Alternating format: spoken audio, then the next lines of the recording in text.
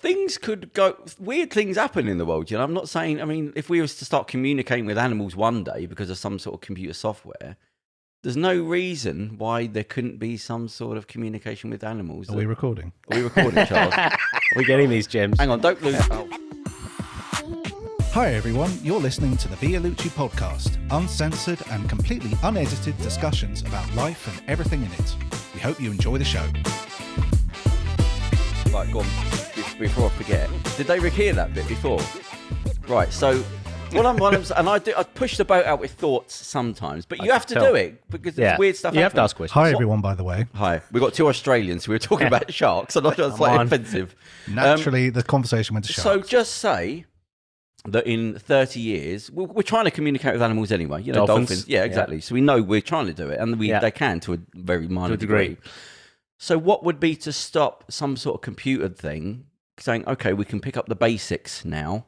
So we know pain, we know that we're causing them pain, and then it gets better, and then you can pick up on nuances because of technology, which is going to happen anyway, and all the sounds that they make, you can now sort of map, and now you can communicate with them. There's nothing to stop in the future, really, with saying, okay, what if there's like some weird one that pops up? Because that's what you've got to put that into society. Weird things happen, that specifically has a certain type of brain that can communicate even better, which there will be. And then they become a sort of spokesperson. But you're laughing. For the animal. But we can now communicate with them through computer technology to say, oh, we didn't realize we were causing that thing. And they can. That's not an unusual. It sounds weird. Well, I think a big thing about the animal world is that they don't communicate like we do. Like the fact that we communicate like this has, well, we do sort of, don't we?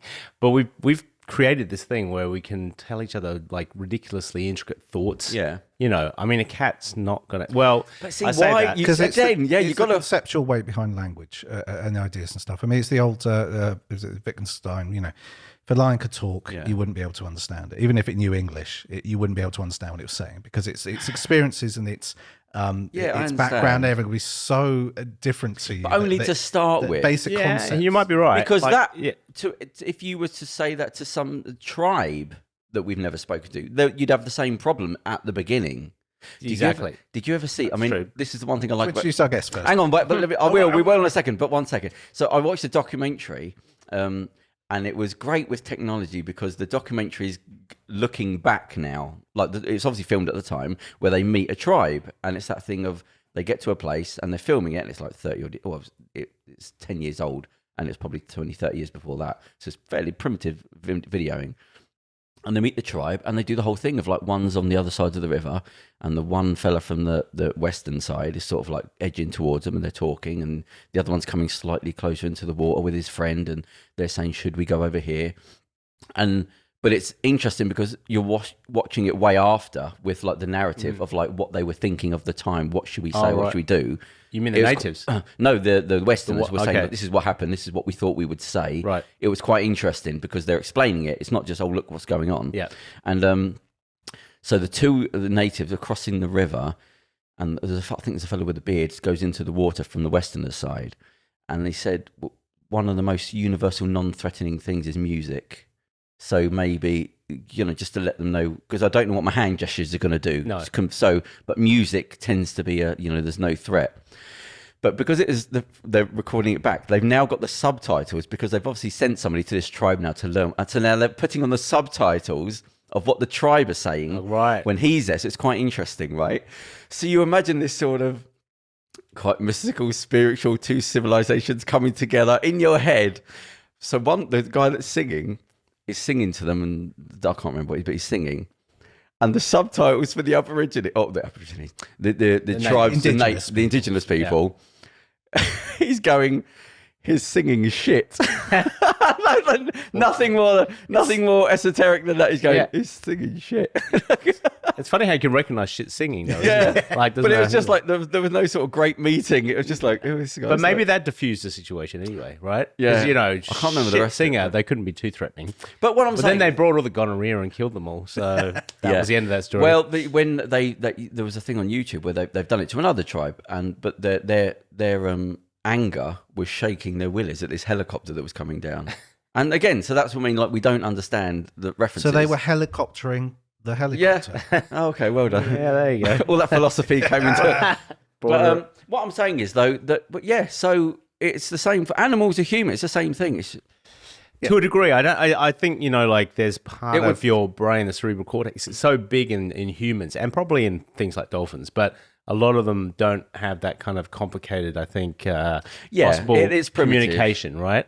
So if a cat or a dog even got to the point where it was describing things, so they'd be pretty simple, like hungry. But my problem with that is that they said the same thing about indigenous people 200 years ago. But I mean, they did. So it's the same sort of ignorance, I think. Yeah, but that is a bit of a different thing, isn't it? Like we're talking about humanity versus like yeah, but what I'm saying, they didn't see them as human. I know. That's how bad. I mean, they put them in cages. I get you. Yeah, I get what you mean. Nobody's right, nobody's wrong, but I just think it's a thought. Anyway, so and you know what? It might happen with like the more intelligent creatures. I think you might be right. Yeah, like even monkeys and dolphins. That's what I mean. And it would just take one in every that suddenly pops out that's got a bigger part of the brain. That's right. Yeah, you could start. So we've come back together there, James. We're back. There we go. The same ball. Yeah, we're here. Right. Oh, Charles. If Charles starts getting angry, that means there's no anger here. No anger here, gentlemen. It's fine. We did discuss beforehand your surname, but none of us got it out, so we decided to leave it up to you. All right. I'd like you to guess actually. Well, James, what are you not pronouncing anything? No, you pronounce it all. It's not like Greek or something, Bodonyi. I will tell you, but it's one that you probably can you guess? Bodonyi. It's Bodonyi. Yeah, Bodonyi. It's actually I say Bodonyi. Like my dad would probably say Bodonyi, but it's Hungarian. Oh, okay. Oh, yeah. Right. So why I on the end, which I have, is some kind of Hungarian thing. I don't know whether it's aristocratic or whatever else, but that's what I've been told. But it's probably like Mac, like McDonald kind of thing. Like it's a Hungarian thing. But so you're not saying ye, you're saying e. Well, I just try. To be honest, when you're a kid growing up with that name, you just get whatever you get. I mean, I've had Beyonce, but ding dong, but bang dang danging. I like everything, but it's Bodonyi. That's how I say it. Bodonyi. Yeah, YI. But you know what? It's anything is right. Yeah, pretty good. Yeah. So you're still are you an anaesthetist?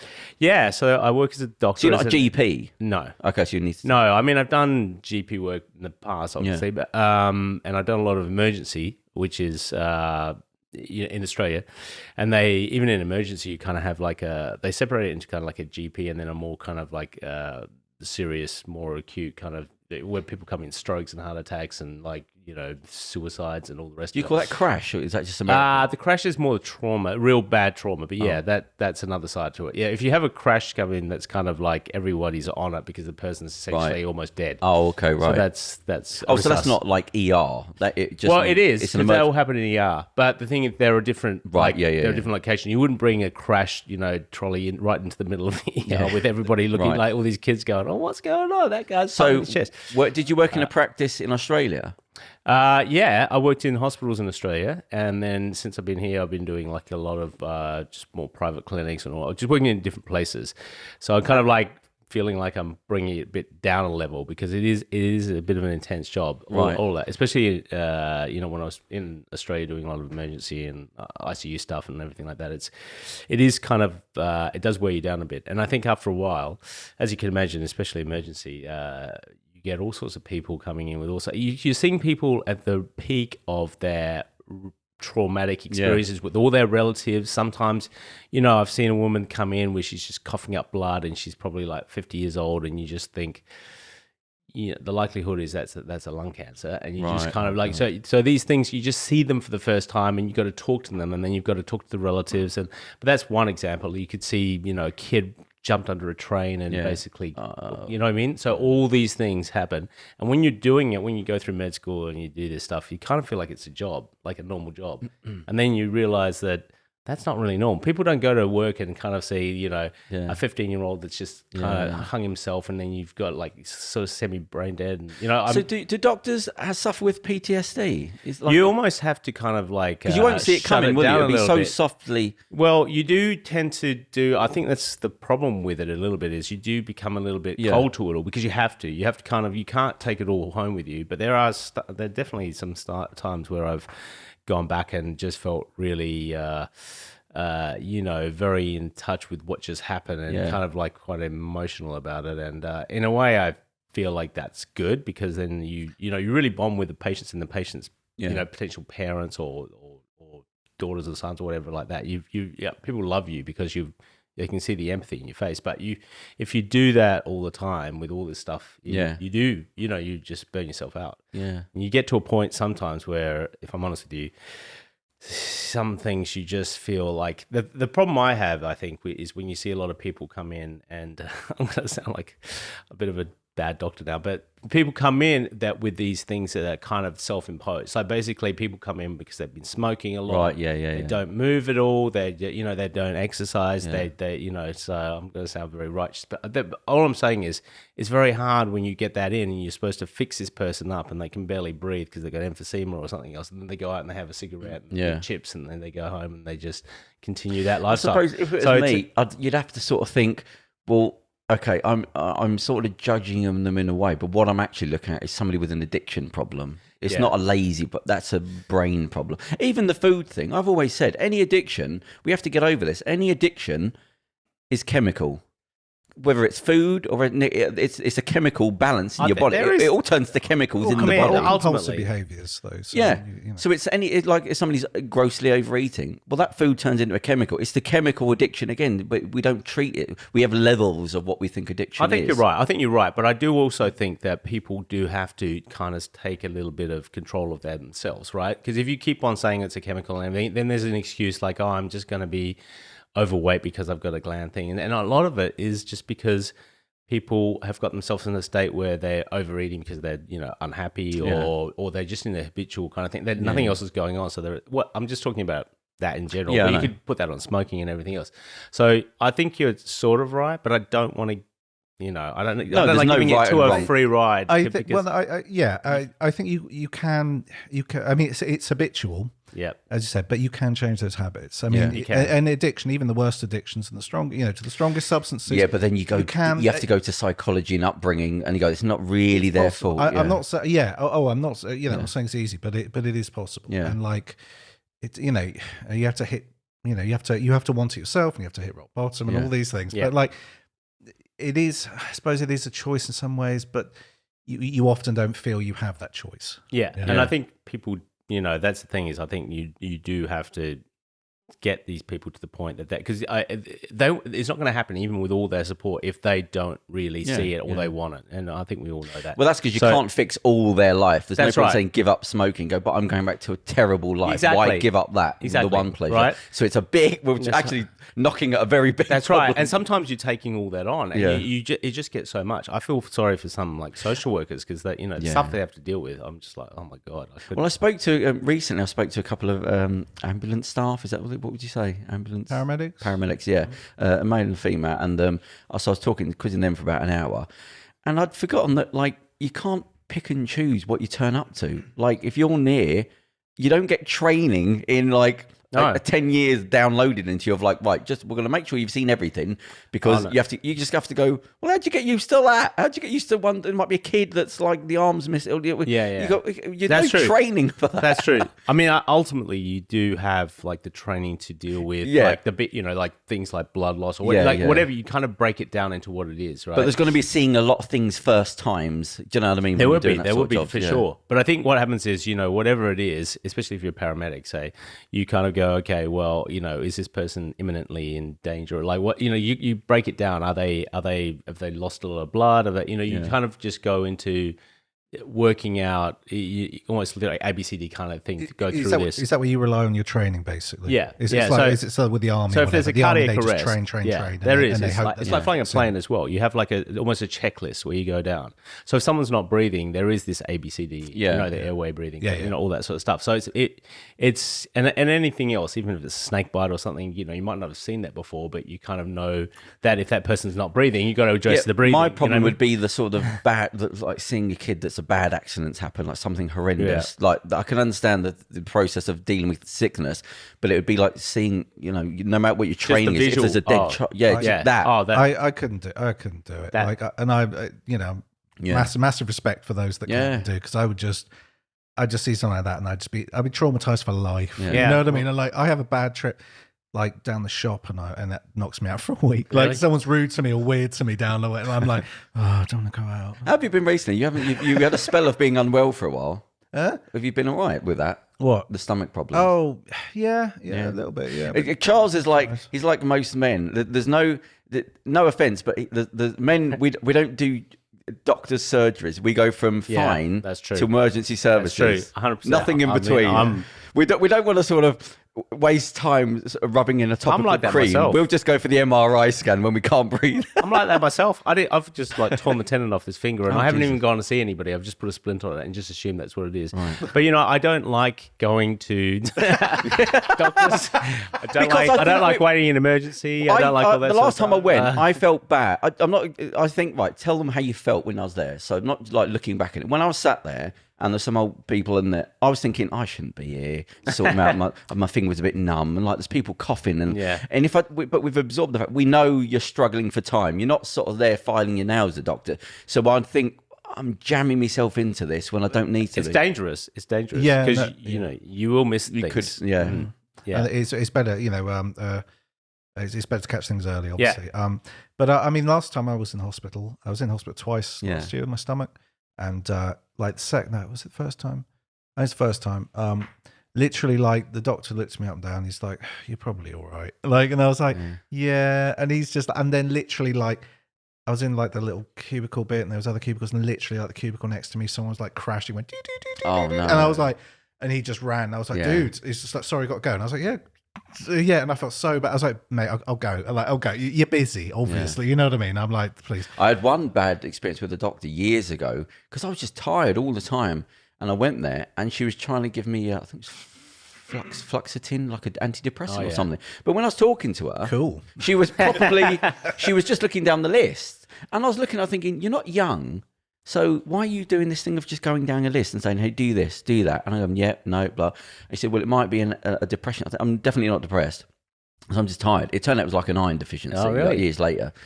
But I remember saying to her, "I'm not depressed." And she said, "Well, if we just give you this," and I'm thinking, I'm not taking, like, this is really weird. Like, why are you trying to put these on? That's a good point. But, it's probably one of those things that will be an example of somebody that comes in a lot of the time and there's they can't find a physical thing. So that that's another thing that they'll put. Depression is and probably a lot of times it will be that.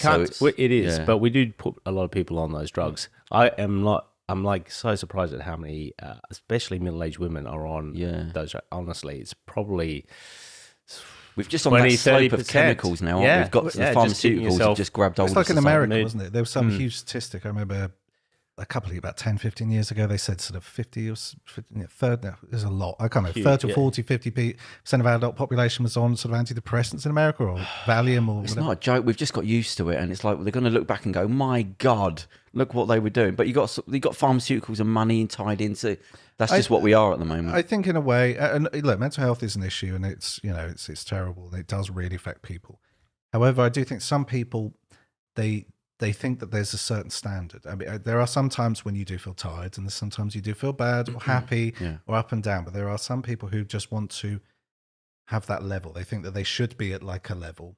Right. And they will try to use chemicals or self-medicate even. Yeah. You know Alcohol or drugs. Have you seen what Amazon are doing right recently? Well, with regards to what? What, making you happy? Stripping the... So they've just put an advert that people are going mental over. So because the problem with Amazon and work conditions and things like that. So they just put out this advert. They've got another company in to try and jump on a wellness bandwagon. Right. Not fix the problems, just let's do a wellness thing. So they've got something called Amazon, Z-E-N. All right. And it's a small booth. Like a spa? No. Oh, it's the size of a large telephone box. Oh, you just sleep in it? You go in, you sit there, and it closes off, and it's got like a fan and some fragrances and a computer that sort of does some positive, right. And you can select Amazon. Go on, what were you going to say, Charles? I was going to say, is it like that? Is it like Demolition Man? Oh no, I thought you were going to say Demolition Man. They have these. They have these sort of kiosk things, and this guy's like going, and Wesley Snipes. If you've ever seen it, Wesley Snipes gets defrosted in the future as a gangster and just goes mad and tears the place up in this PC safe world, and no one can deal with him. And like, there's a bit where there's some guy and he's just going, "Oh, I just feel really, I just don't feel like anyone listens to me." And like they go, "You're doing A-okay to have double plus good feelings." Well, that's and the he's thing. just like, "Oh, when you watch the advert, there's so much sort of what do they call it when they use B-roll to like there's people hugging that obviously hasn't been filmed. Stock footage, yeah. And the voice, it's almost like if you're taking the mick out of like a dystopia, like the voices are, don't you want to relax? Don't you want to remember a time when the Amazon? And it's so small. And it's just like, that is to go and sit in that booth. Why did we sort the other? No, go and sit in the booth for 20 minutes. And people are saying, well, are they allowed to go and sit in the booth for 20 minutes, or are they going to get in trouble because they're not allowed to use the toilets? Is it also like Soylent Green when they have the suicide bits and they have the euthanasia centre and they just watch peaceful images? Well, funny enough, because the internet just went mental, people just attacked it. So what they've done, they take the video down now, but you can still watch it where people have captured it. And people were saying, isn't this like the suicide booth in Futurama? Well, yeah, I didn't get the joke. But from Soylent Green, yeah. Oh, right, there you go. Oh, so it's a reference to that. So I didn't know that. I thought, yeah, but it was saying the advert, they were ripping apart the advert. Every sentence of it was just like they were ripping it apart. And one bit was saying, don't you ever want to just charge your batteries?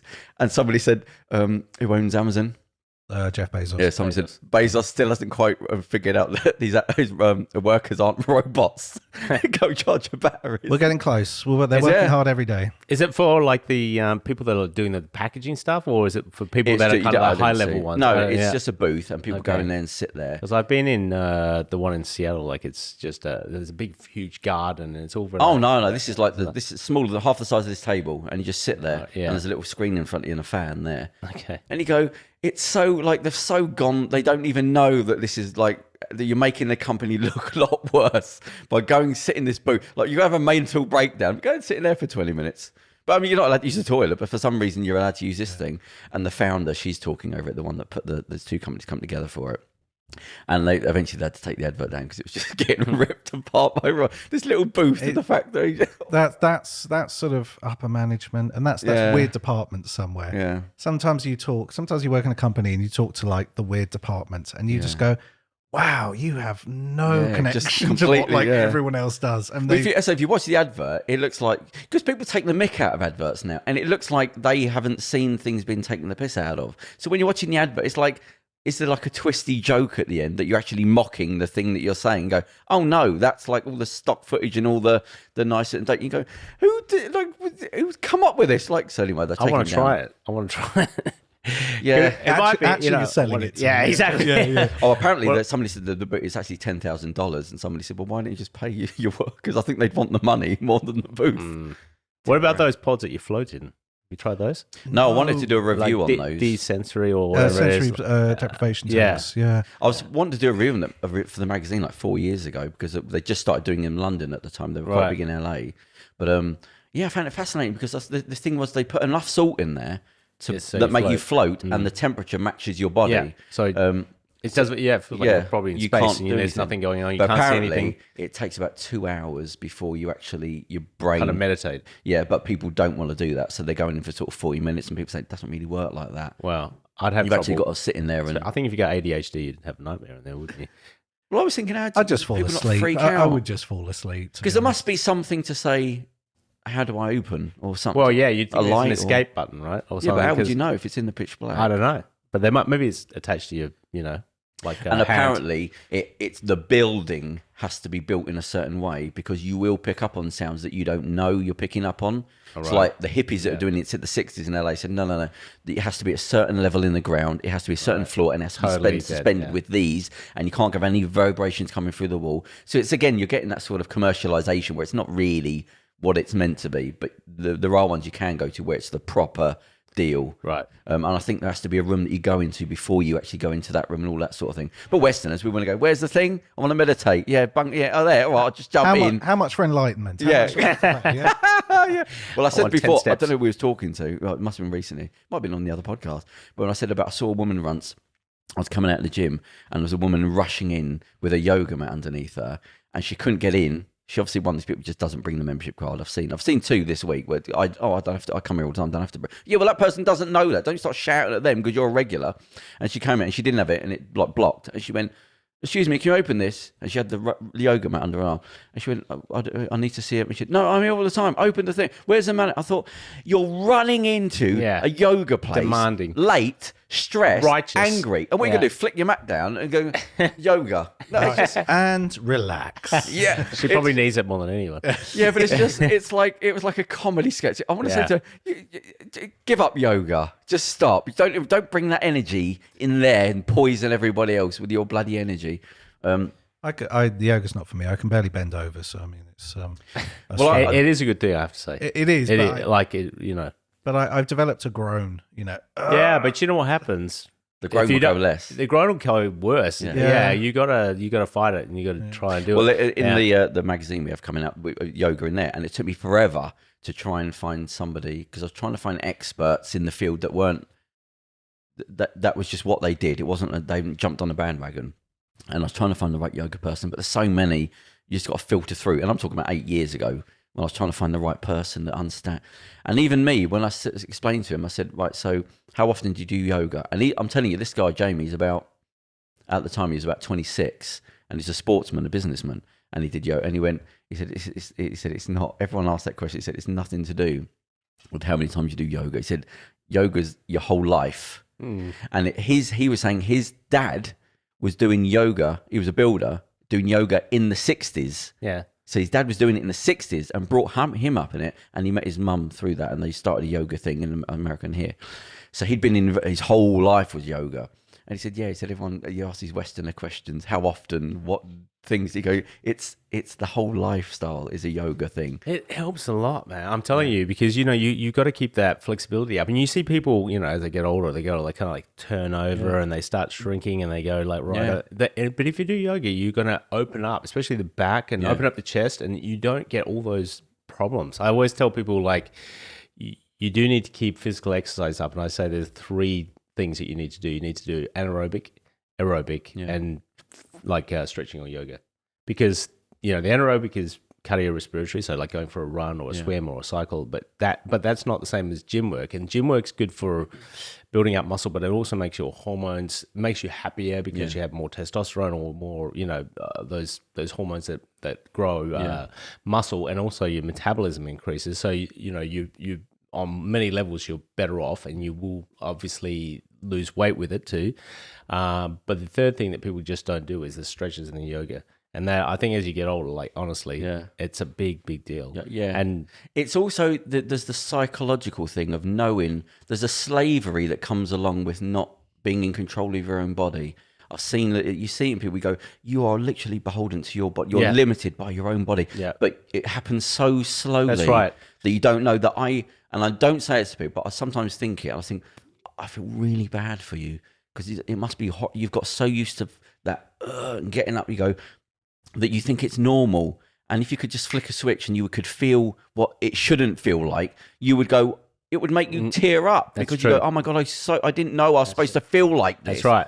So I look at it and go, I don't know. It's like, well, that's the trouble. So you can live with just aches and pains, can't you? Learn for you know, you don't even realize, you get used to it. That's it, and then you get more and more used to it. You just accept it. That's the thing what people do, but you don't have to be like that. You know, you're going to get 80-year-olds that'll be able to put their like legs over their head. You know. Well, I was saying to somebody a couple of weeks back, it's like, you should be my grandma. Podcast. Well, it just depends what websites you go to. All I say is, like, just go to the beach in California and you see a 70-year-old. That's not a 7. Look at Stallone. He's out there doing it. You go, he's pumped up on all sorts of stuff. When I say that, look at Jackie Stallone. Oh yeah, you read me that. Good point. Shoot, mate, it's gone all wrong. She was first generation plastic surgery when they were still figuring it out. That's right, like Edelstein. Oh God, she can't come back from like one of those dudes. They managed to go out the cockpit of a Spitfire. Oh no, I feel bad for her because she had too much money too soon. Don't have the first generation of anything. Nope.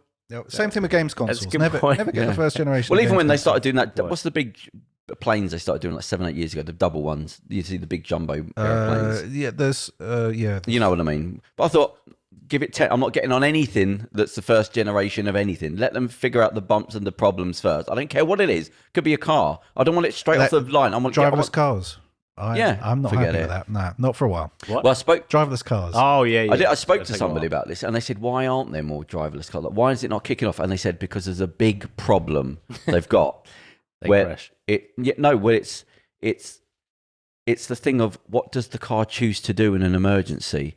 That's where they're stuck. Run over the child or the dog, or the two women, or the They have to program. They have to program an ethics routine. They probably do, don't they? No, they really do. But they're saying, it's just like, do you run over one nun or three nuns? You know what I mean? You go, well, or just plow into the wall. But it has to be programmed because it's nothing. So they said, technically, if you had enough money, you could take somebody to court and say, eventually, you're going to have to get down to the one person who decided that car, because that car's done nothing, and they don't know, like the society-wide, we don't know what to do because we can't.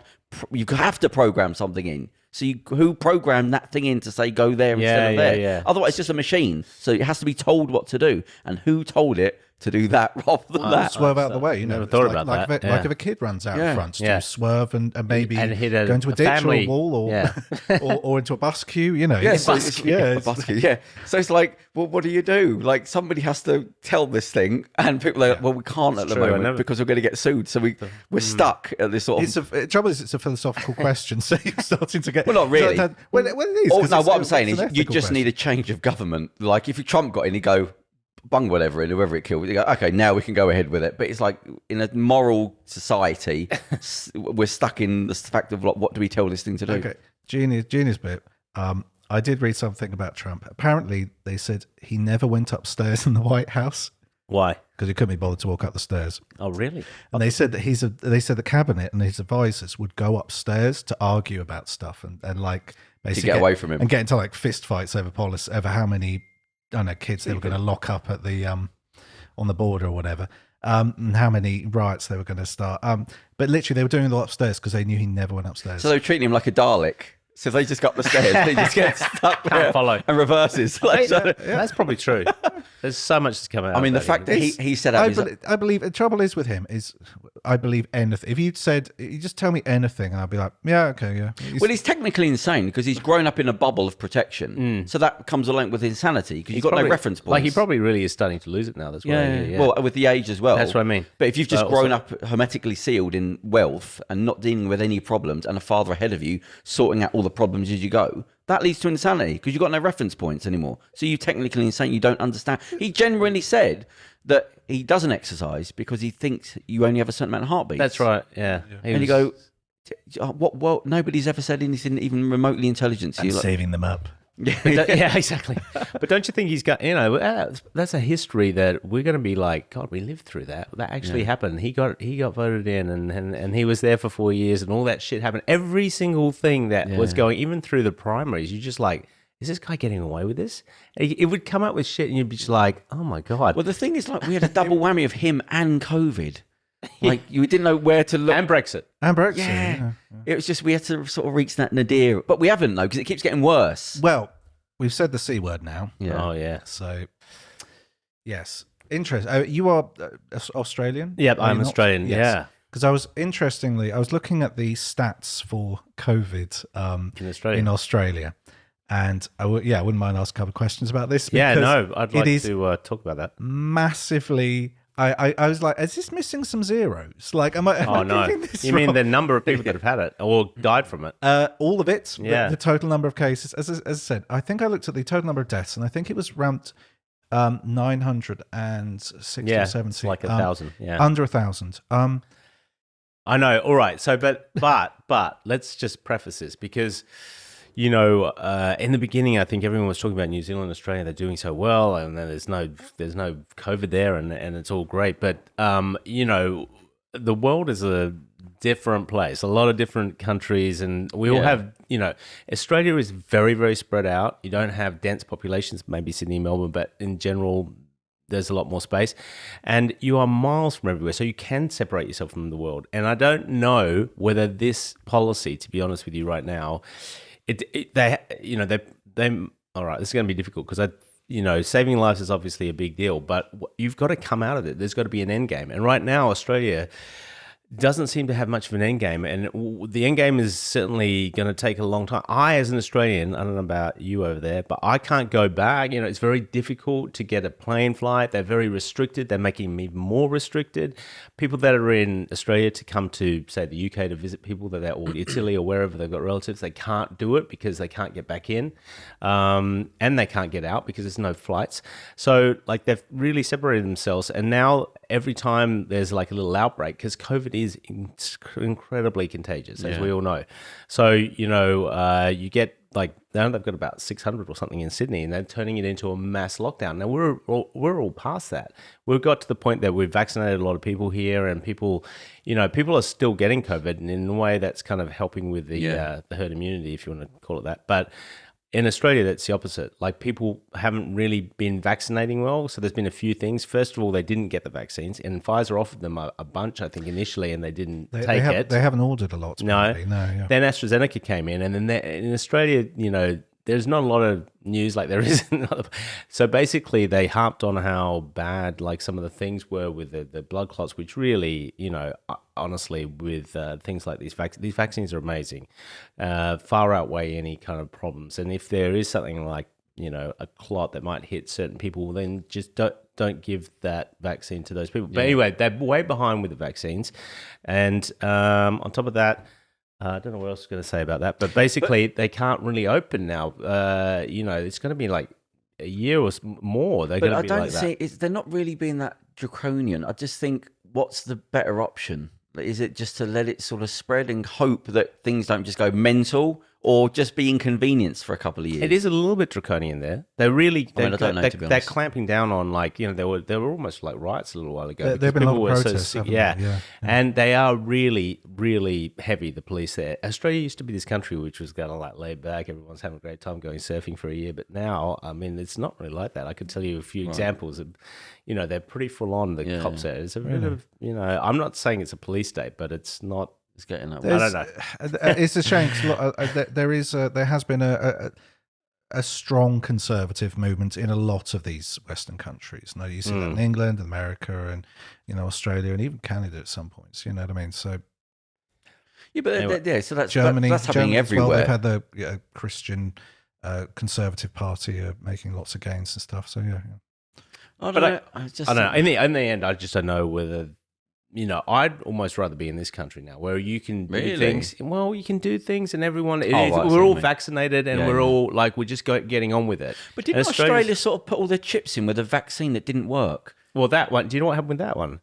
That was an interesting story. So they created a vaccine there, which is great because Australia's got pretty good. An Australian, yeah, okay, and they put like hundreds of millions of pounds into it, or dollars, and then it got through all the tests and it was looking really good. And then what they did is there's different ways of making vaccines, but they kind of attenuated an HIV virus. So in other words, it wasn't an active virus, and they used a bit of that, and then they put on somehow put on like spike protein or something, so that basically they inject it into there, and then you get a reaction against the COVID bit. Right. So you create all these antibodies.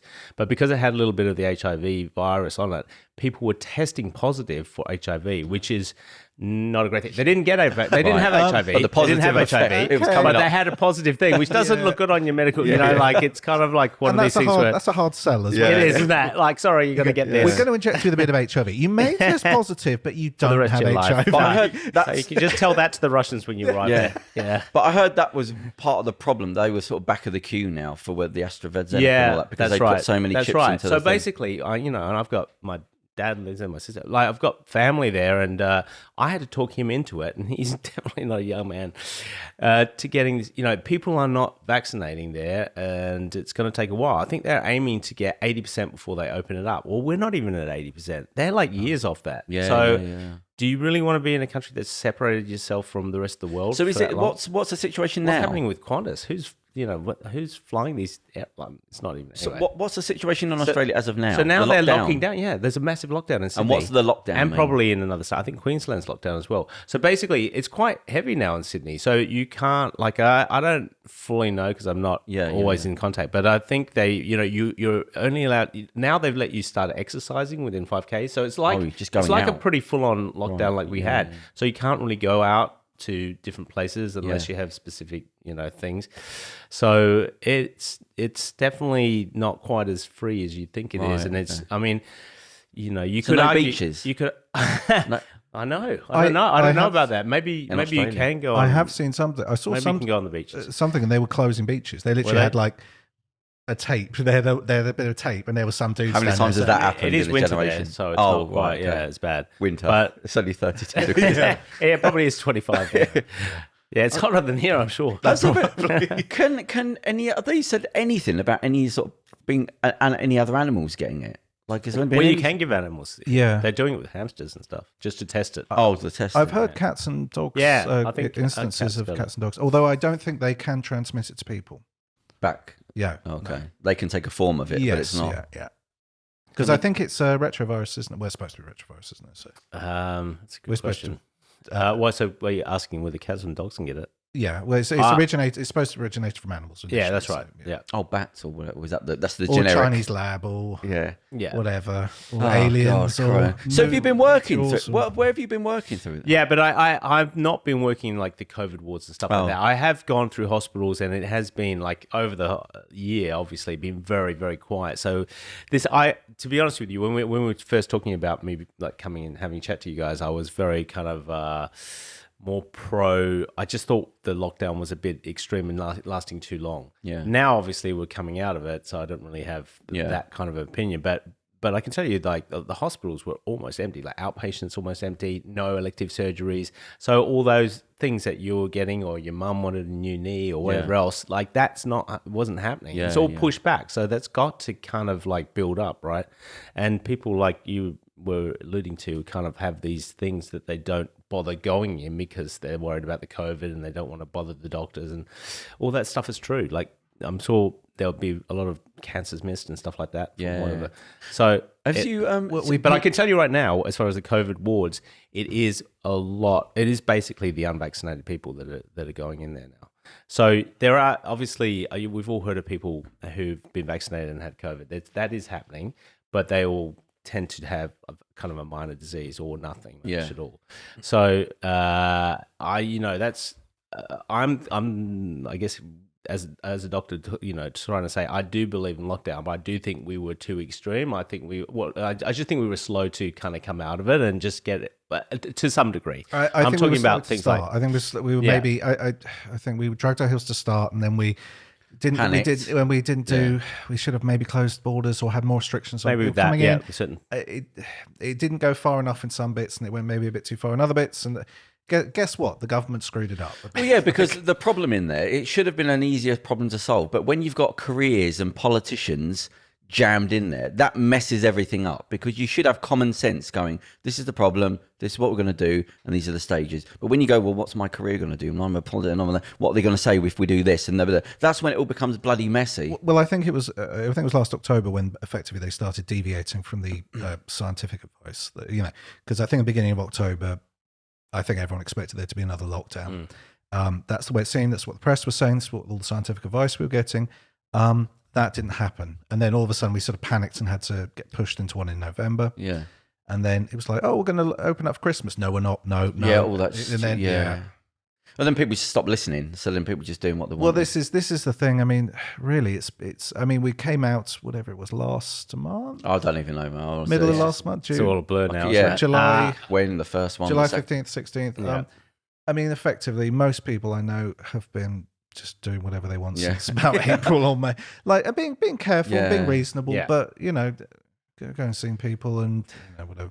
The bigger, obviously, it's all horrendous, the people that died. But the second thing with me is just how people acted. The anti-vaxxer protests, and go, my God, I didn't realise people were that pig ignorant. I have a problem with that, and that just literally, I was in the gym 2 days ago, and I had one guy was talking to the other guy, and he's like, yeah, I'm not getting it because I intend to have kids. And I was like, oh, you're joking. And then the other one said, oh, yeah, I'm not getting it because all my mates said I've got COVID now, have had the vaccine. And I was really about to just go in there and have a little word to them, try and be like, but no, I mean, you're fighting that, aren't you? You're fighting this kind of like, the conspiracies are crazy. They are. This anti-science and anti-fact movement is really sort of, it's shone a light. It's literally like lifted the the bit of wood, and shone the light, and all the little beetles are scurrying away. Like, and this is like, and the amount of people. It's not like you go. Every shop I was going into, just people didn't give a shit, even at the peak of it. But then I'd see like police walking in and go, well, he hasn't got a mask on. Tell him to put the bloody mask on. What annoys me is on the tube and stuff, and in the train station, it used to be illegal. Well, it was illegal to not wear a mask, and it was literally up to a £6,500 fine on the spot maximum.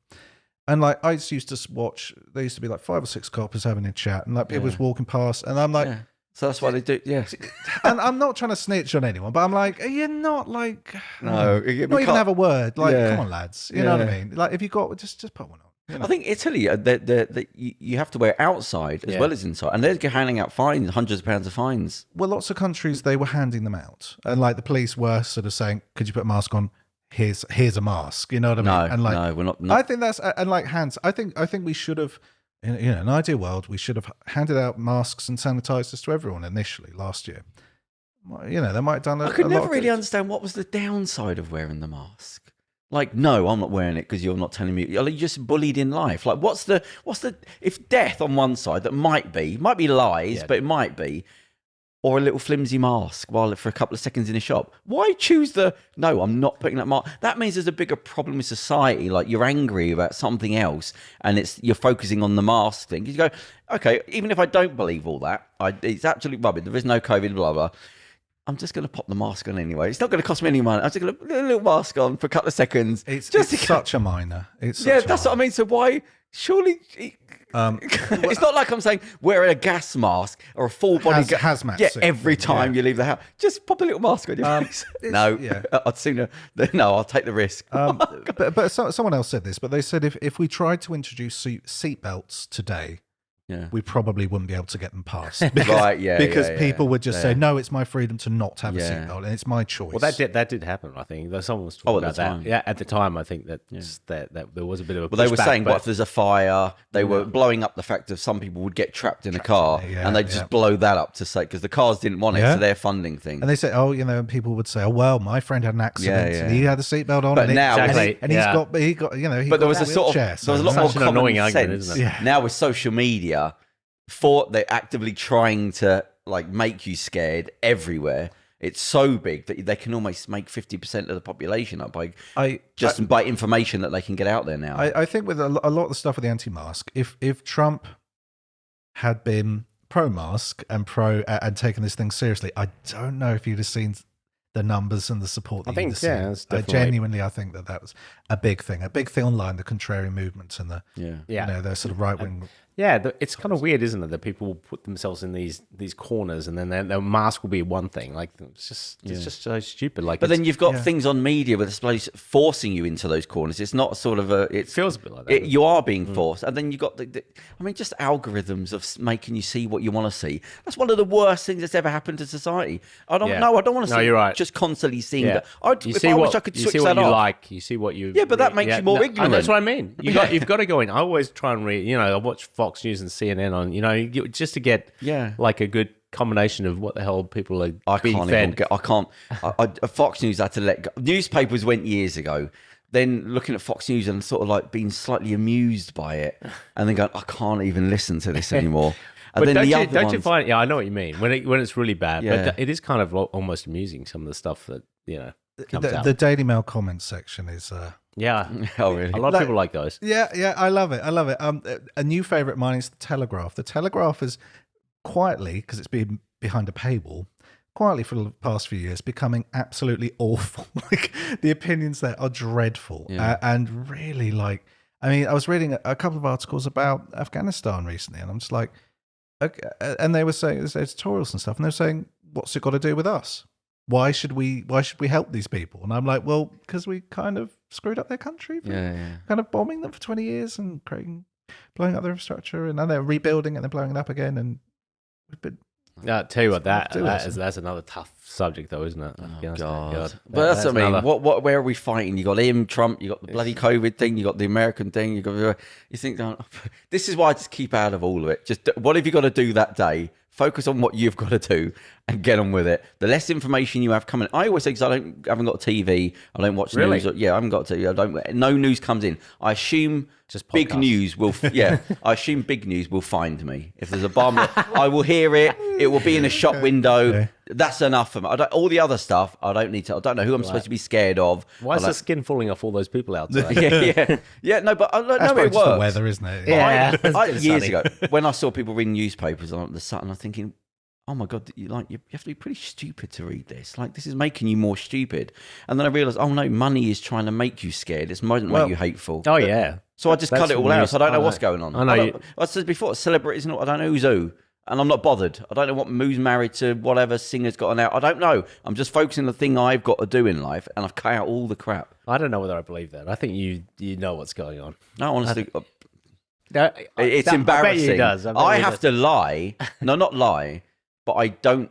Sometimes people are talking. I haven't got a bloody clue what they're talking about, and I can't even say. Right. Because I remember Alex was sitting here once, and he said there was some pop star on there. I can't remember who it was. You're like, who is that?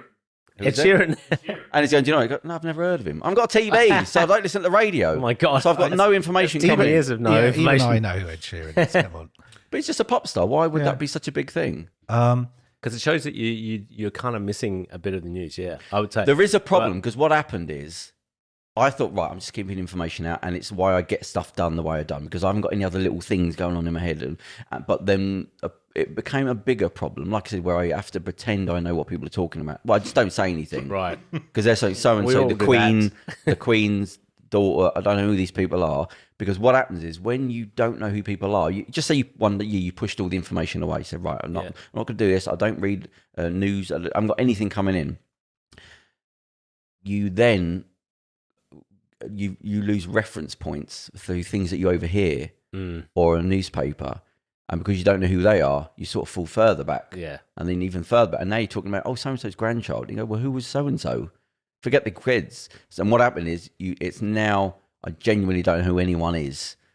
Like, it's just like you're not missing out on much. But that's what I mean. But I still think that's the better way. It's the problem is, if we are doing the show and I can't interrupt because I don't know who you're talking about. Right. I haven't got any. I can't even interject it, and I can't change the subject. So it's gone way far. I've not had a TV for 10 years. I don't listen to the radio. I've got nothing. So I don't have any info. All I listen to is podcasts, so I'm hand picking things. Oh, right. And then I just work 20 hours a day on what I'm doing. That's all I focus on, with the podcast filming and the magazine and all that. And everything has just fell away. So I don't know who anyone is. Don't I'm you still get curious? talking about Elvis. I do get a bit curious if I miss it. I feel like the same way. If I'm like on a vacation or something away, I like the fact that you don't have to listen to the news for a while. It really kind of calms you down. But then I do kind of have this thing where I really like it in the morning. Sometimes I really want to find out what's going on. I haven't got that deep DNA strand in me at all. Like, it's nothing. If you start talking about celebrity, I'm not bothered. Really, it's just a static noise. It's just like, okay, say what you got to say. Love Island. No. Just kidding. Big Brother, I know that, but I don't know anything more than that. I just know that it's ridiculous. Isn't there another one? There's another one, isn't there? But this is my thing. It's like I convinced myself back into the... When you're saying these things, you go, why is that of any interest? It's like saying something was scribbled on a wall somewhere and you're discussing it and going, do you care what they're doing? Who are they? I have that DNA strand in me that says other things they're doing are interesting. I don't know who they are. I'm not bothered. I'm just concentrating on what I'm doing. Well, I kind of agree with you. But like, if you're talking about, things like entertainment and stuff, like, you probably see films that you enjoy.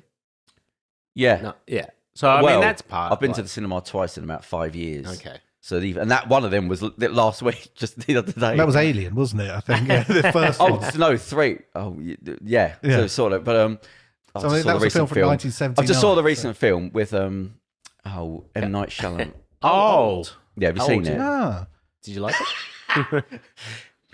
I'm not. I know about it. For viewers listening at home, the expression on Theo's face, the look of sadness, and just No, it goes past that.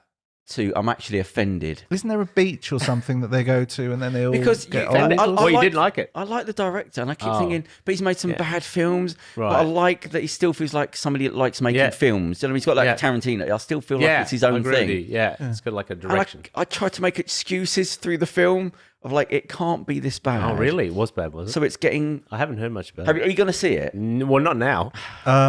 Is it actually really, really bad? because I would actually go to see it. If it's terrible, I can't tell you. It's bad. I just like middle of the road. It's long bad. I'm not interested. It's long bad. Oh, long bad. And this bad. is from. I wanted it to be good. That's why I've only got to see this film out of like all the films. I went. Because usually there's a few twists and it makes it interesting. Yeah, right, there's one twist at the end, right? Okay. That's so bad that you go. I haven't waited there for that. Yeah. And everything for the leading up to that. Nothing went anywhere. It was just, you were just biding time. It was like an Outer Limits episode. That should have been 15. That was like, like, what was that bloody thing? Black Mirror? No, one of the first in America, like 15 years ago, they will go to an island. And Lost, yeah. There was supposed to be a big twist, and they kept saying, there's a twist coming, and it wasn't. Well, it felt like that. They were like, it's definitely not purgatory. But I never saw it. They were like, everyone was like, it's purgatory after the first series. And they went, nope. Oh, no. We've got, no, sir, madam. No, we have twists galore and, elaborate mythology. But I never saw a single episode, but I understand people are annoyed. Oh, really? Like, it's just that's what happened. Yeah. They all did. But they did milk it for a long time, I think, didn't they? So they might have had a different ending. Like, might have gone for 3 seasons and it probably would have been good, but they milked it for like 10. But they initially had a 3-season run and then they were like, we need to beef it up to like 6 or 7. But isn't that sort of one step away from it was all a dream? Kind of. I mean, it's nearly there. Well, this, I'd put that on the list. I'd put it on that list where the ending, you go, no, that doesn't work. That you can't. And you go, but all the storylines, they did nothing. You were just wasting time. Like that just got you to the. You sure you didn't miss things? Maybe there's I sat there making excuses. I'm thinking, right, no, something's gonna. And you go, is that it? And I go, I've just sat here and I was actually angry. Wow. It's an Outer Limits episode. That is a bad review, I must say. Spoil it. What's the twist? Uh-oh. Right, so I'm going to say the twist at the end. Oh, no, I don't. I'm not going to watch it anyway. It's not, dude, I'm not being funny. It's not worth the it's annoying. So they go to the beach and they will start getting old. Yeah. Right? I know that bit. And then there's loads of lines of somebody's beautiful and she's angry because she's getting old. Right. Can they just not leave the beach? No. Why? They don't. It doesn't explain. They walk and they get. No, they walk. They try to. Right. They try to walk back. And then they get really dizzy. They always just keep on ending at the same spot. No, they just get dizzy and they get a really bad headache. Right. And then they walk out and collapse. And the other one tries it. And he walks out. It's like he said, there's a neurologist there, and he said there's a pain in the cranial, blah blah blah. And he comes back and he finds. Okay, so they can't get out. Just they try to climb up the mountain. They can't. They fall off, die. Try to swim. They come back dead. Oh wow! So there's no way. There's nothing. So yeah, just reasons. And the way I can't. There's so much wrong with it. But anyway, so. Well, I'm not going to. It's just so there's ones that there's the. Was it aliens? Come on. No, they go there, right? And there's this one guy on the beach, this black guy, who's angry for no reason, right? Bit angry, and he's acting really shady. Like you go, well, why is he acting so moody? And they find a dead body, and he's not bothered. But it turns out, is he aging as well? No, it turns out he was on a date, right? And that was the girl he was with on the beach.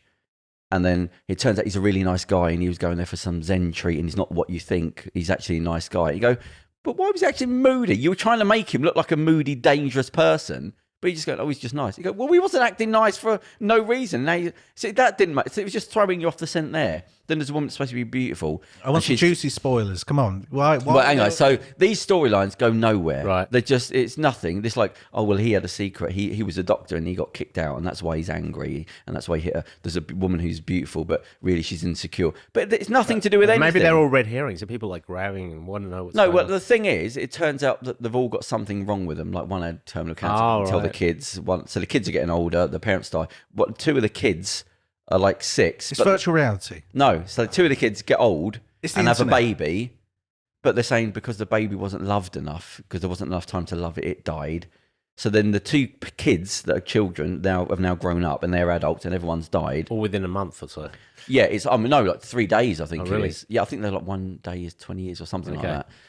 Anyway, so they find a message and it's like a code from like a child that they go to a holiday resort. It turns out they've won all this holiday, and they go to a resort, and somebody comes down and says, "Oh, we've got a secret part of the beach that you can go to." Oh yeah, and he says this to certain people, and they go there. All right. Anyway, so this guy sends them there, and then they can't get out. They'll get died, blah, blah, blah, for whatever reason. Then one guy finds a code, and he says the person up on the mountain, there's somebody looking down all the time, doesn't like coral or something. So they go they see some coral and they swim towards the coral and then it pops out the other end. Just nothing. A kid that was up in the holiday park saw them and saw people dying and gave them a secret. Anyway, so it comes out. And then as it's happening at the end, that they get stuck in the coral, which makes me like, they go, let's swim through the coral. They're swimming for 2 minutes under the water. You go, are they not? They've been swimming for they just randomly jumped in the water. You've been, and then one of them gets caught, and you think, oh well, they're dead because they've been swimming for 2 minutes in a panic underwater, not knowing where they're going. And somehow they're just able to do it, eyes wide open, not breathing. But anyway, then they get caught in the coral. They can't, and they're panicking for 30 seconds. You go, well, they're dead. Then it cuts to another thing. You go, okay, they're going to pop up again. Somehow they got out of it. So then it cuts to the thing you never see now. This now the backstory, and it's the director. You know, he always puts himself in the films. Yeah. And you now see somebody else for the first time, which is him. And he goes back to this scientific thing, and he's been taking cameras, videoing the whole thing. And it was like a big science experiment. Okay, yeah, it's like what's that? Yeah, it's reminded me of something. There's that film, the horror film. It reminded me of something, but he again goes back and goes, yeah, subject 23, one died, one not died. The one that went on the island with the animals, no? No, no, on Dr. Moreau. no, it's one where they basically these teens go to a cabin. And then they all get picked off by monsters, and then halfway through you realise that actually they've been sacrificed to like. Oh, I think that is a Twilight Zone. Cabin in the Woods, yeah. Oh, wow. Yeah, it's like a virtual reality kind of. Yeah, well, it's this thing. Well, they've just been fed they've been fucked with monsters, and it's a Twilight Zone did sacrifice. something similar. I think you thought the enemy was but they were training them. So anyway, so they come out. And so now you've seen the people that you met at the beginning, the guy that said, go here and go there and we're going to look after you and all that. And he's they've got a laboratory. And he says, and they're trying to make them nice, like there's a moral thing here. And he goes, no, that doesn't work because it turns out they've been doing this for years. Somewhere they just reference. So what happens is when they go back to think, he says, everybody. So it's kind of like Hostel, as they basically kind of experiment. But he comes back. So he comes back and says, oh, so-and-so died of this one and these subject died of that and blah, blah, blah. And he gets everybody together and they go, oh, they're going to try and make this moral thing. So they go, ladies and gentlemen, it's all the scientists around. There's about 6 of them in this room. And he's saying, they've got test tubes and all that everywhere. And they go, subject so-and-so drowned. The last 2 of them drowned. So these are the names. And it's got all the names of all the people that have been to that beach, like the big wall of them. And saying, so let's just have a minute to remember the people that sacrificed their life for medical research. And it's got all their names. And you're going, no, there's no moral twist here. And then he goes through a speech of like, we just remember that we're here, we're trying to solve these things. And then the guy comes out and it doesn't work because he's sort of talking to the camera. You go, well, don't they work there? Why are you going through this speech? Like they've been working there for years. And he's saying, but don't forget that we were the ones that cured emphysema and the stuff that we found out. We now remember when even though it's morally wrong, we did cure cancer and we cured blah, blah, blah. So the result is... Because what they did is, and they don't explain... They say about the fact that what we can do is we can do tests on people that got thrombosis and things, but we can test a lifetime of experiments in a week, right? See, right? But they don't explain why couldn't the beach? Where did that come from? Like they don't go, well, why couldn't they get out, and why do they speed up? They don't say anything. They go, they don't explain everything. But that's a pretty big... Yeah, that is a big deal. Where did this beach come from? Why do they age? What? That's never touched. And they just go, oh, there's a moral quandary thing here of like, what should we... And you go, but the whole thing doesn't work. You're right. It is slightly interesting, I guess, because what they are just tracking through people's lives really quickly. You could have done that in a completely... The waste of time to get to that. I agree with you. I get it sounds... The idea, the core concept, possibly interesting. 15-minute Twilight episode. That's all that is. It's a Star Trek episode. Yeah, it is. That's what it is. I think there's a Star Trek episode where someone gets ill, and the only cure was from this guy who was basically like Dr. Mengele, alien Dr. Mengele, and he did all these awful experiments on people, and it found a cure for this thing. And they were like, well, should we use this cure? Yeah, to help our crew member. And it was a real thing because they said, well, the information is there. These people have died already, and it would be a shame for it to go to waste. But then they're also like, well, then it's kind of encouraging other people to do it in the future. Yeah. Because if you're saying it's tacitly agreeing that this thing's kind of all right, the ends do justify the means. So there's a moral question there. But what I'm saying is, all those storylines, that's Star Trek. Were interesting, were completely pointless. All the storylines are completely. All those it was 2 hours of nothing. Just to get to that bit that just you could have removed all the other bit. And I guess they fluff it out because it's the idea of that whole thing where time goes quickly or whatever else, and people start to get scared. Maybe they start to kill each other or whatever else. But maybe that could have been interesting. But it sounds like it didn't. But it was done badly as well. That was like the end of it. And the weird thing at the end, so you go, well, okay, they're on to the next subject, and it shows more people turning up. But then the two that got stuck in the coral pop up, and it films back. And although they pulled their top off, you go, well, they were struggling for 30 seconds. Nothing happened. They've been underwater for that long. So in that time, they pulled the thing off and they got out. And it turns out there's a police officer there.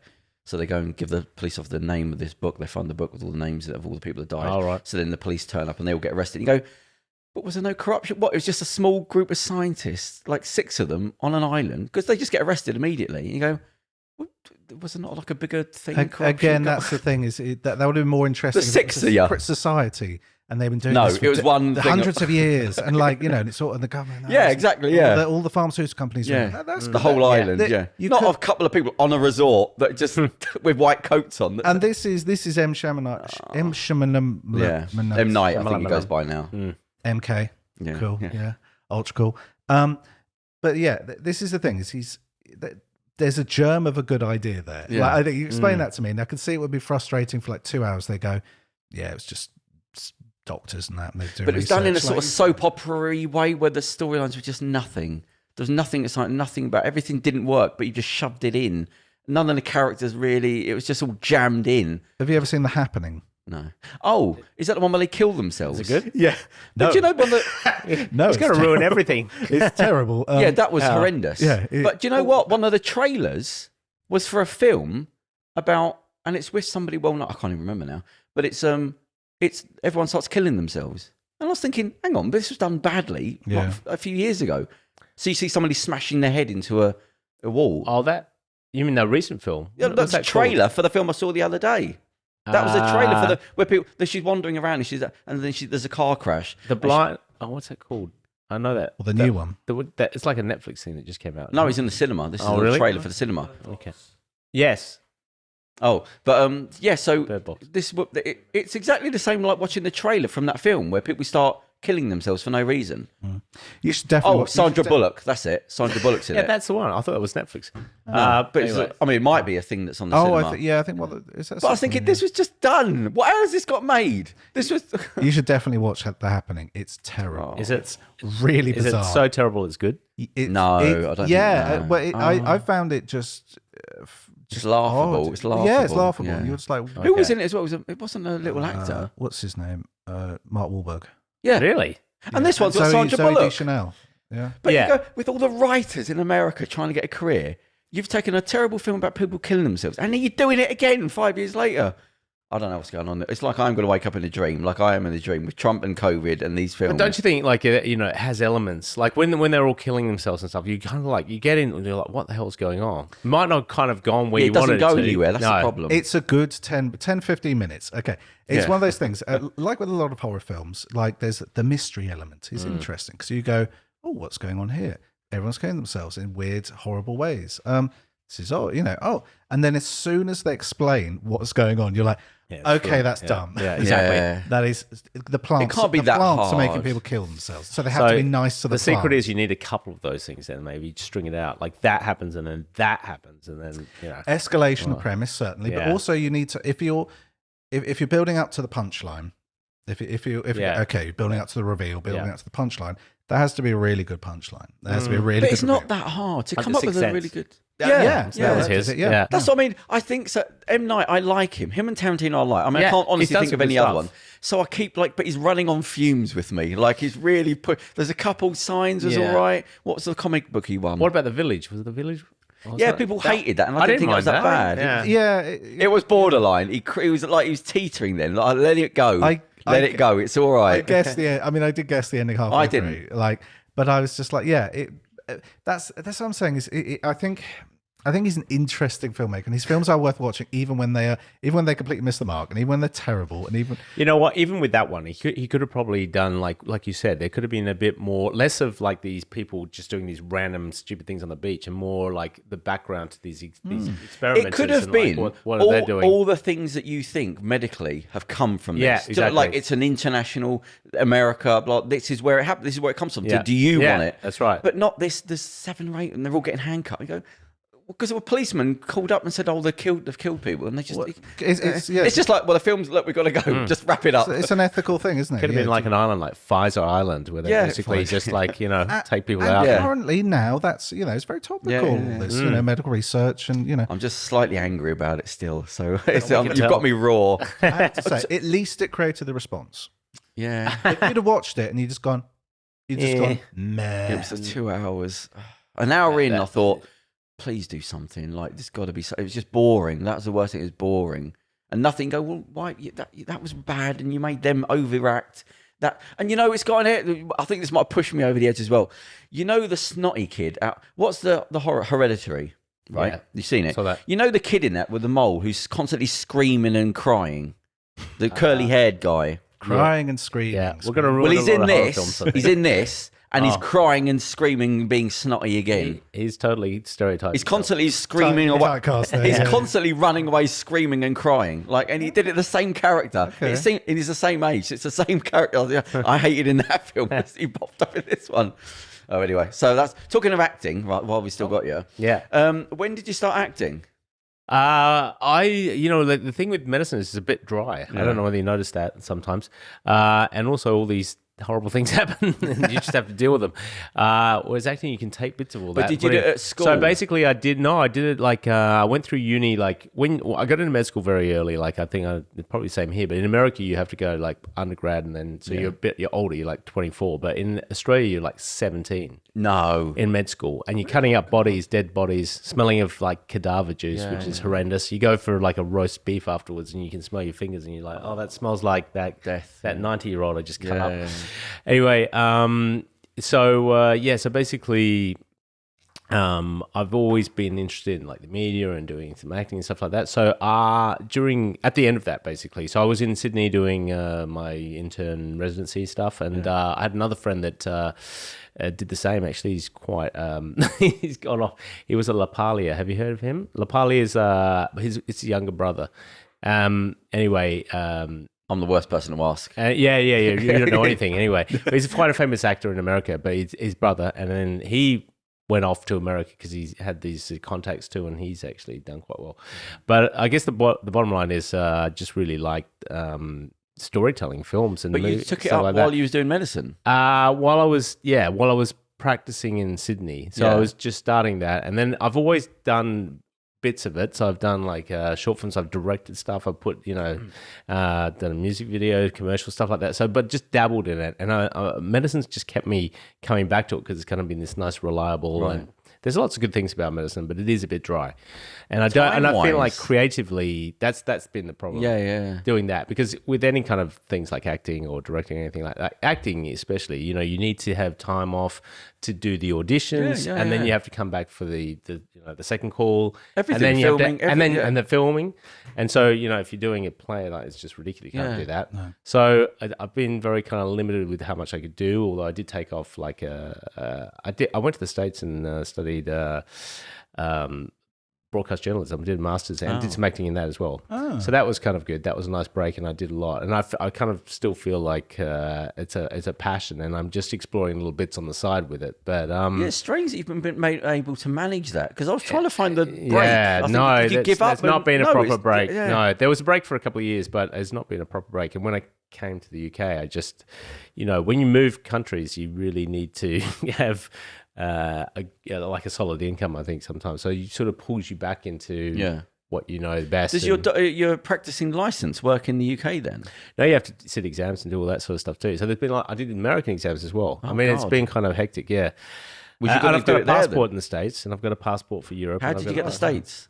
There's something called a green card lottery, actually. Okay. Have you heard of that? Right. Oh, yeah. So I think it started with the Irish. That's why it's called a green card thing. But then they expanded it to like everywhere. I don't know whether the English can do it. I think you can. But anyway, it's kind of this random to diversify America or whatever. Oh, right. Oh, and I right. entered once and I won it. So I feel like that was kind of... What were the odds? I mean, you called it a lottery. Was it like... Yeah, I think the odds are I think that was very lucky, but I don't know what the odds are. I think, certain places like Australia, maybe they're percentage-wise a little bit higher. It's like a seeded draw. I don't know. Yeah. I'm thinking if there's a load of doctors go, no, the thing is they didn't know that at the time. Really? You just put it in your name. Yeah. Afterwards, when you apply, because basically you win the green card. A green card means you can go and work there for 5 years, for 5 years.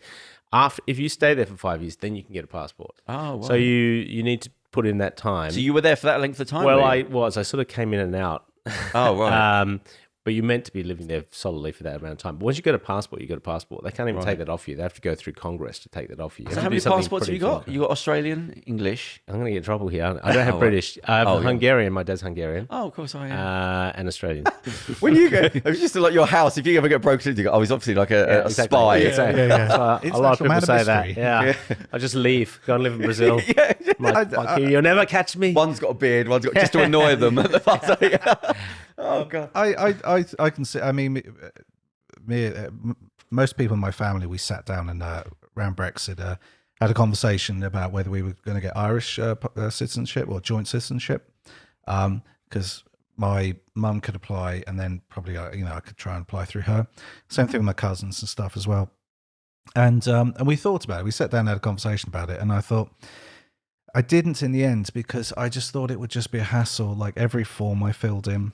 And like every job application and every form and every time it would mean, oh no, I'm a joint Irish citizen, and they'd just be like, oh, okay. You don't have to write that, do you? I swear I think you put down whatever you want to put down. Honestly, how many jobs you have to prove all this? That you're a citizen. You have to you have right. I had to show my ID about a year ago. Well, no, 2 years ago. I always have to miss COVID.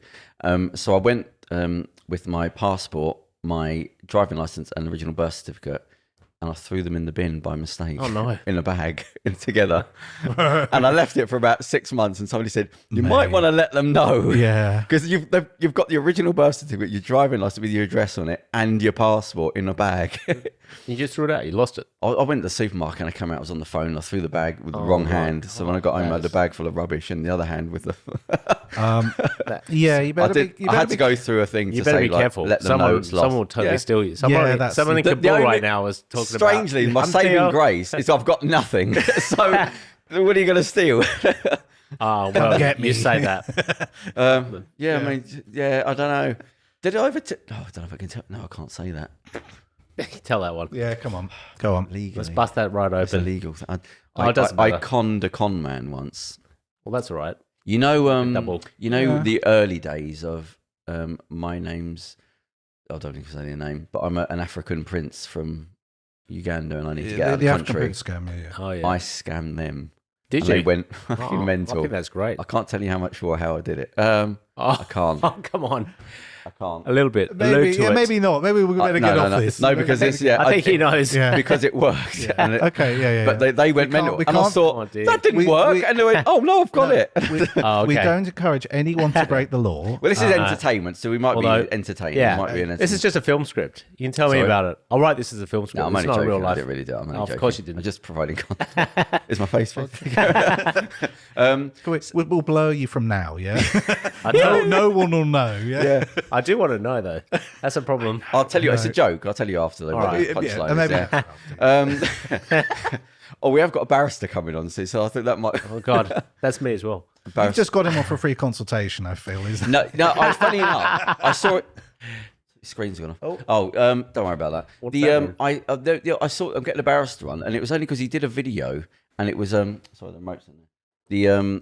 Where he asks questions that you want to know, and he said one of the things that just went mental viral, I think they call it. He said something else like, "What do you do if you have to defend somebody that you know who's probably done it?" And how he explained it. And I thought, so he's doing these little snippets of videos that like that, like what do you do with this and what do you do with that. So I thought, oh, that's interesting. So I'm going to get him on. Yes, that is interesting. It's sometimes he explains it very well. Actually, you go, I mean, in the end, you have to give them representation, don't you? That's the way the law works.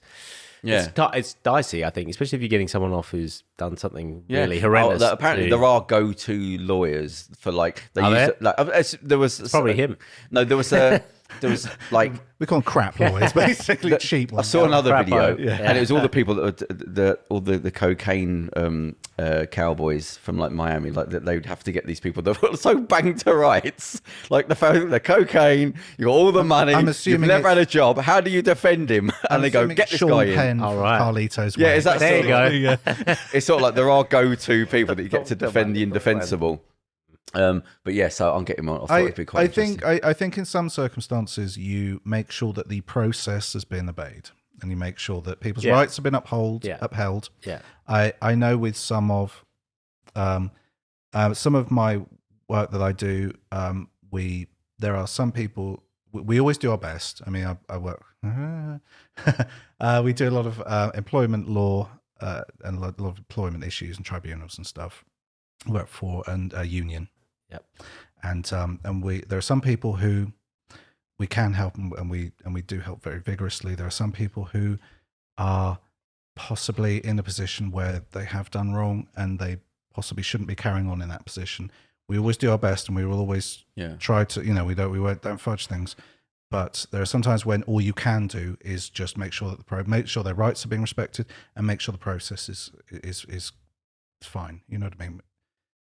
There's always going to be a line that it's a bit iffy. There's always going to be somewhere that you got to go. Well, I think with that is not as bad as something like raping a 5-year-old girl. Yeah, I mean when it gets to that, got to defend, you know what I mean? Like that'd be just really bad stuff. I mean, and you kind of have an idea for sure that this person's done it, and you're still defending them. That would be. I mean, I work for the Royal College of Nursing, so lots of what we do. Well, what we do is. It's not a medical. It was all medical stuff, and there are some people who make mistakes and kill people, and some people who make mistakes cause serious injuries. So I mean, it's there's crimes of passion, but then there's that's not as bad as no, but I mean, but I know what you mean. Yeah, when you have the NMC, disbarring people and stuff. I mean, there are some, sometimes I read case files and I just think, well, and there's people who are getting disbarred, and I just think. Oh God! Okay, the whole life down. Well, it's terribly sad, and these, people, but then again, we always try to do our best. Yeah, that's it. So to end on the acting, so what are you doing at the moment? Then you're just doing what? Basically, well, it has been hard because it's just all the stuff that you just mentioned. So when you're like got full-time work and you want to do something, so I've been doing like a couple in the last year. For one thing, there was a pandemic, so almost everything got shut down. But I did a couple of short films. Oh. Yeah, so. A couple of leads in a couple of short films. The DIY funeral. How old? That was a while ago. That was a while ago. God, that was back 2012, I think. Oh, that far back? I don't think it was that old. Yeah.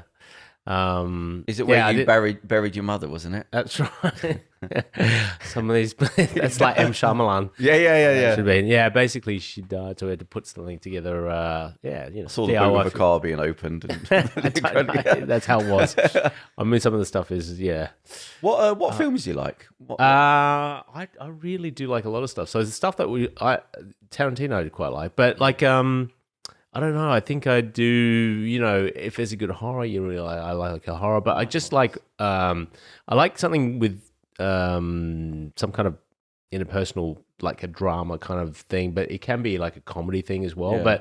But I don't want it when it's just sort of too much special effects or too much flavor. I need a good story, and follow the characters, and I like thrillers, I guess. Yeah, there's not many directors you can get that from now. One by one, they're all sort of the big studios. It's the explosion, it's the trailer, it's the thing. It's I can get into that too. But the thing is, that's not what I wouldn't come out of that and go, that's an amazing film. That's something like. But I don't know how you feel, but I do like it when you're following interesting characters, and it could be, even like a Coen Brothers film where they're just really cool characters, but all this shit goes down and they're kind of all, you don't, maybe something's happened, a murder, and you're kind of like, anyway, that kind of a film, I guess, is one of my favorites. Well, I went to saw the original Aliens, like however long ago it was, a couple of months. Alien, yeah. And it was like, oh, that was a good film. And they had sod all, a few characters, one thing. True. Looked fantastic. Yeah. Like, They don't land on the planet for about 45 minutes. I think. Well, they don't get shit. It's holding your interest. It's holding, it's gripping, and you know, there's scenes in the end. You don't know what's going to happen. It's just. It reminded me of The Thing, actually. Yeah, you know, just that a was small good group too, of people, wasn't it? and a lot of it's just nonsense talking. But you're picking up who suspense they too. are. Yeah. I think that's the thing of what could be a hokey premise, but done very well. And that's where the director really. Well, if you have like a few characters that you know, if you have too many characters, you can't necessarily get to know them. But if you have like a few that you follow, and then you get invested, and you're like, who is that guy? The good guy? Is that guy a bit weird? Plus, it was the Alien. It was a time where you didn't have to look like a catalogue model that's got a bit of dirt on them, and suddenly you're supposed to be ugly. It was like, oh, they look like normal people, different ages, different ways. Yeah. That's not. They're not. Some of them look like Yaphet Kotto. I don't know who that is. Who's that? It's a big black chap. Who's that? Yaphet Kotto in Alien. Oh, he played him. Yeah, where's Yaphet Kotto? I've no idea. What else did he do? He was in a bunch of stuff. Homicide, Life on the Street. There was an actual alien in the thing. A human in the Alien, was there? Oh, yeah. I thought it was all just body parts. Sometimes there is. There is a guy in the suit, yeah. But they shoot around it. Oh, right? Because it does look a bit weird. It does look a bit silly. So, they do a couple of times. They do like a full body shot of the alien, and you just you've got to be careful with the whole body thing. Yeah, you've got to be a bit iffy with that. Right, well, there you go. Anyway, so that was the podcast. So there you go. I think we originally got in contact like a year and a half ago. It was a while, wasn't it? Because things closed down. I was away a couple of weekends, and but you know what? Where are you? You live in London then? I'm in Clapham Junction. Oh, okay. Yeah. And because I thought originally when I was looking at the whole thing, I think you guys were doing something around Battersea or Clapham, weren't you? No, we were in South Kensington before, weren't we? We've only been here like a few weeks. All right. But that place got flooded with sewage, and the owner said, "I ain't cleaning that. That's not gonna. That's the chemical cleaning and all that. Forget it." How long have you lived in Clapham for? It's going on 6 years. Oh, so that's your base. Yeah. Although, I'm trying to sell and buy something, in England. Well, yeah. I mean, that's always a problem. I think when you're Australian, you kind of always go, it's not a bad place to go back to, or like, you know what I mean? Because it's almost like an idealized place where you live on the beach. It's almost like you guys go on holiday, that will be Sydney. You know what I mean? Because you just literally go to the beach, you play golf, you play tennis. You can do it all in the evening. And here you just like, do you spend that money? This is your summer. Yeah, you literally. This will be midwinter, wouldn't it? Well, it could be. There are horror films based on this. But it is a nice lifestyle, and everyone's kind of fairly. I think they're a bit happier. There's more stuff going on here. The weather's got to be part of it. It's another little thing that just makes it a bit better. That's right. Every time I go on holiday, and I know I'm on holiday, but I just see the locals, and everywhere I've been, I think, wow, everyone's just so happy and nice, and just getting on with it. You know what I mean? They're just not all just miserable. In London, everyone's just popping pills on the tube, spitting at each other. Oh. God. It's hard. It is hard. We should work for the tourist board. But the Australian tourist board, not the English one. Yeah, get out. Well, listen, so thank you very much for coming in. How's your finger now? Is it okay? How did you tend the tendon? I was playing American football in Mallorca just a few weeks ago. It's a hard life being a doctor. It's probably when we were supposed to come in here, I think. Just like, so the end of my foot, it looks like that. With it, so basically this tendon's come off. Oh, geez. So you have to kind of keep it in a splint. So I haven't actually seen anybody because I kind of self-diagnosed, and my friend had a splint, so I just put it in the splint. What did you fall and land? No, just because if you're catching a ball hard enough and it just ruptures. Why were you playing American football? Well, I like American football. It's on the beach. It's just like a fun thing to throw. I still love American football. I had everyone in my class playing American football. People were like, what are they doing? What are they playing that for? And then it became popular, and I hated it, and I stopped watching it after that. I used to be up at 4 a.m, like a Sunday, watching it before school. Futuristic rugby. I was like, rugby with money, rugby. Right, well, there you go. So that's interesting. So, hang on, you playing the team or anything, just for fun? No, I mean, I guess when I was in the States, I was a little bit, but not really anything like seriously. But it's a good sport. It's fun. It's like that football's just great to throw too. Like concussion and things like that. Concussion, all about football, like soccer. They're all like everyone's trying to ban heading. How are you going to ban heading? That's part of the game. It's a big football part of the game, yeah. They're banning heading now for the kids. Well, let's do the American football and rugby first before the footballers start to complain. Actually, you're right. Rugby There've is the worst. There've been a couple of senior players, like a couple of the 66 squad have had dementia and died of dementia. Well, a lot of American footballers, they've like killed people. They're saying that it's down to that, what do they call it? Pugilistic dementia. Oh, yeah. But I think the actual damage, it's like the pugilistic dementia. It's the same kind of thing. It's to do with, yeah. But then they're saying, even OJ, I think he tried to use it in one of his late offences. The brain damage. But no, the problem is, because in rugby, you don't use your head to collide because you haven't got the helmet. But in America, they put the helmet on, so you do your head. That is part of it. But all it's doing is hiding blood. That's all that's doing. You're right. But the damage is softening. Yeah. No, anytime you have a head injury, actually, like, to be honest with you, I watch boxing and I like boxing, but not heavily like boxing.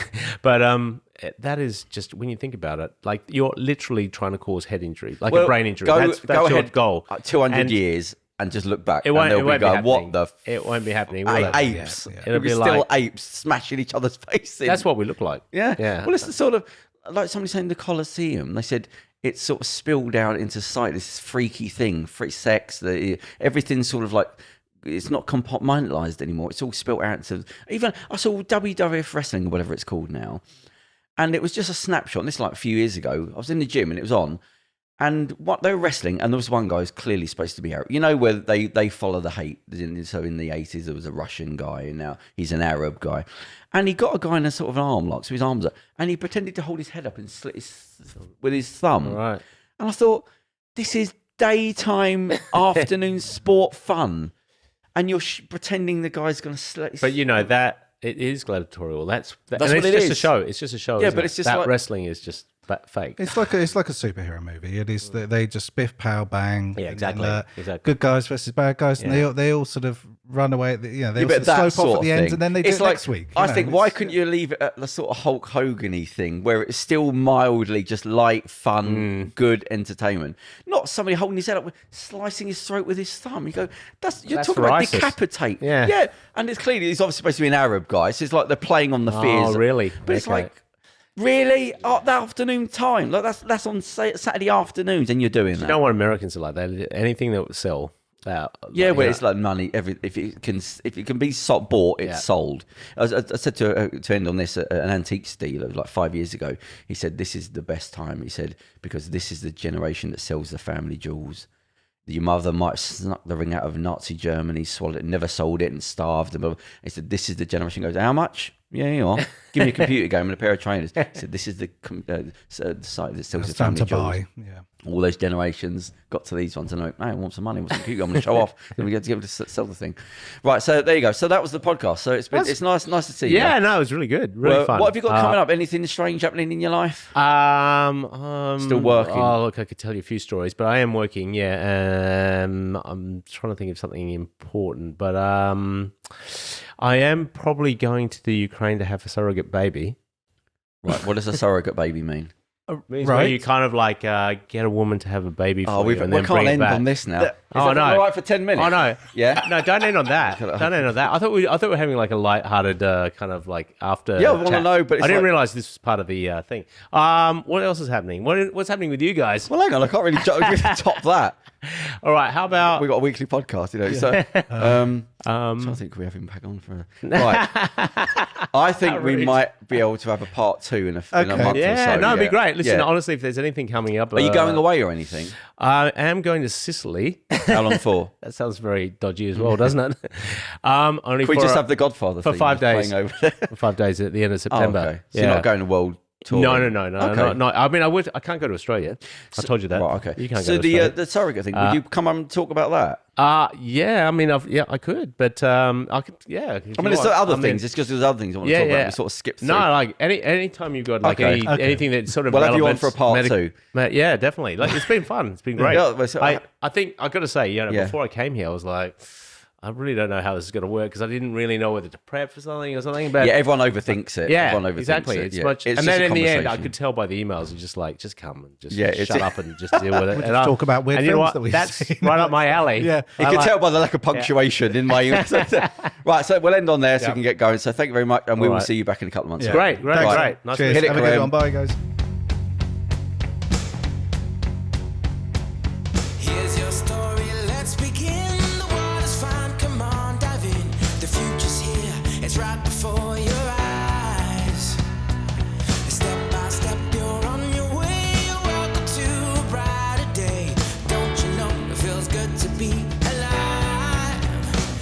could be lying.